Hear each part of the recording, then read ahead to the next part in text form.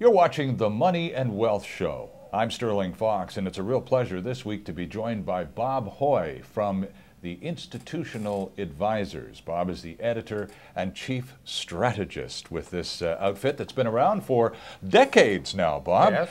I want to talk about regulation. There are a lot of people, including the President of the United States, who are looking at the debacle we are trying to get out of and saying things like, look, if they hadn't deregulated the banks and the marketplace 10, 12 years ago, none of this would have happened. Let's get those regulations back into place as quickly as possible, and everything will be just fine.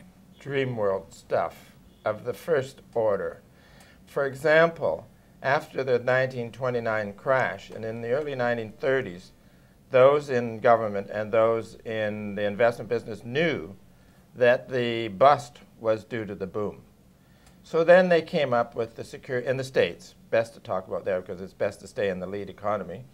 They came up with the Securities and Exchange Commission, the SEC, and that was to prevent another big boom.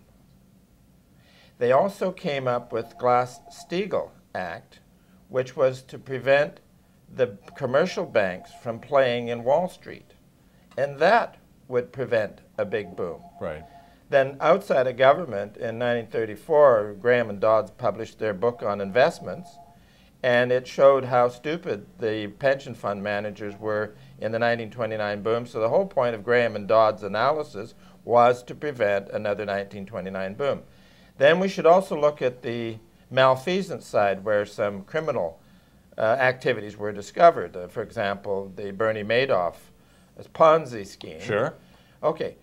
In the 1930s, when they were moving the bill along for the SEC, one of the politicians promoting it said that beyond preventing a bubble, it will put a cop at the corner of Broad and Wall Street for the guys who do things bad.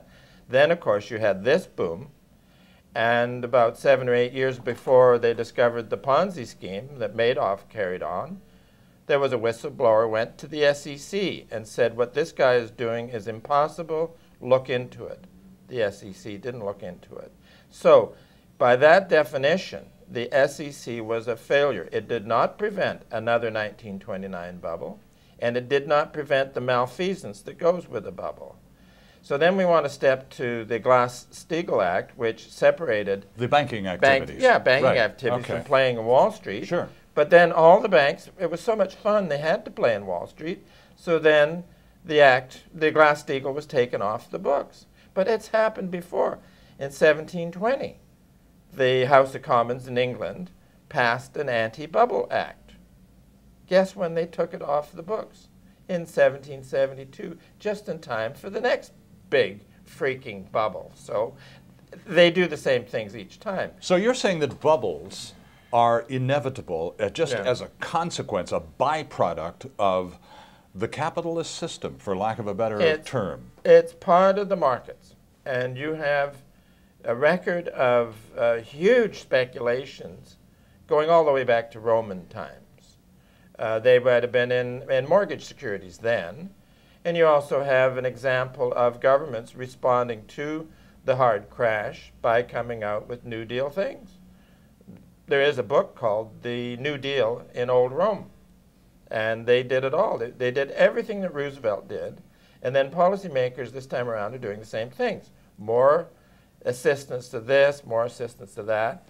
So there's nothing new in the financial markets But back to the regulatory aspect of the conversation, Bob, and speak to those people who are convinced that if we initiate and create a stronger regulatory playing field, then this sort of Wild West show that created the current malaise will not be permissible. Right. But that's not the case. It just, as a major banker in England in the 1840s said, and I haven't got it perfectly memorized, but there's nothing you can do to prevent a public from suddenly wanting to grow rich. So it happens. Even tulip bulbs in 1637 was the public suddenly wanting to grow rich.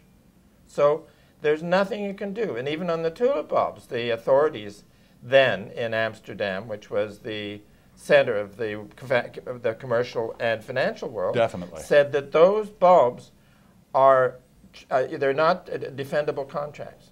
So, and now you have all the derivatives you hear about. Those are, you can't hold those contracts secure. So you can't change human nature.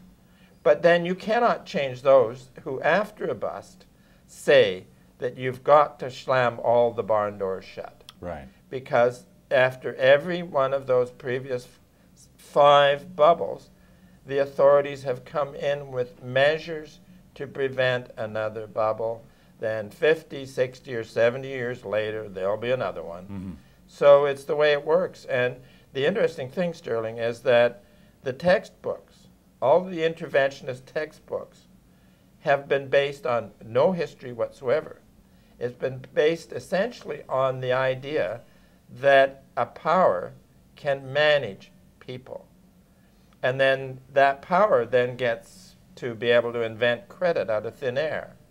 So you'll find that in each of the bubbles, government agencies, regulations, will favor a boom. Then once the boom is over and you're in the contraction, the government apparatus shifts over to, as I said, slamming barn doors shut after the horse is gone. Exactly. Yeah. Our guest is Bob Hoye from the Institutional Advisors, and the historical perspective that he brings to this program and to the economy. And we've got lots more coming right up.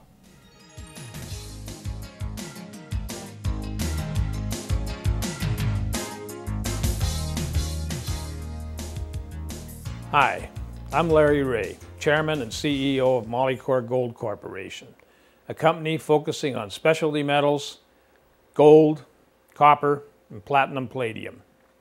Currently, our focus is in Nevada, where we made a serendipity discovery of magnesium a couple of years ago. The 43101 report indicates that we have 52 billion pounds. It's wide open. With more drilling, we could probably double that. Magnesium currently trades at $1.20 a pound. We also have other gold properties in Nevada, especially the Davis property, which has a historical resource on it. In British Columbia, Molycorp made a discovery of high-grade molybdenum along with its sister company, Gold Ray Resources Corporation. The deposit is open on both ends. There's a 43101 resource study on it, and it could make a very nice small, decent grade producer in the future. Molycorp trades on the Toronto Stock Exchange Venture under ticker symbol MOR. If you would like more information on us, visit us at our site molycorp.com or phone us 604-531-9639.